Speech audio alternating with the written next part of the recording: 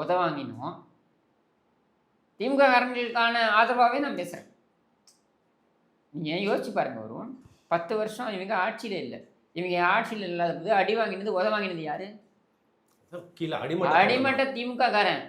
சரியா?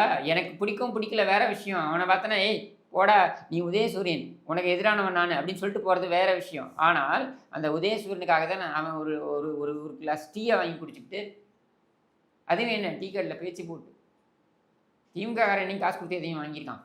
இருந்தாலும் ஒரு கிளாஸ் டீயை வாங்கிவிட்டு குடிச்சுக்கிட்டு வந்து உதயசூரியன் சண்டை போட்டு என் தலைவன் கருணாநிதின்னு சொல்லி எவ்வளோ அசிங்கம், எவ்வளோ ஒரு இதுவான விஷயம். கருணாநிதி என் தலைவன் சொல்கிறது வெளில வந்து வெக்கப்பட வேண்டிய விஷயம். ஆனாலும் வெக்கம் எல்லாம் விட்டு மானத்தை எல்லாம் விட்டு அங்கே வந்து நின்று இந்த மாதிரிலாம் சொல்லி சரி கருணாநிதியோட நிறுத்தினான்னா பரவாயில்ல. கருணாநிதி, ஸ்டாலின், என்ன உதயநிதி, அடுத்து அவன் ஒருத்தன் ஒரு படி மேலே போயிட்டு இன்பநிதியை பார்த்துட்டு தான் நான் சாகணும், இன்பநிதியை முதலமைச்சராக பார்த்துட்டு தான் நான் சாகணும் அப்படின்னு ஒருத்தன் அழறான். இன்னும் இந்த அளவுக்கு உழைத்த ஒரு தொண்டர்களை வைத்துக்கொண்டு ஒருவேளை சோத்தை அவங்களுக்கு போட்டுக்கிட்டு அதை பெருமையாக அவங்கள பேச வைக்கிறீங்க.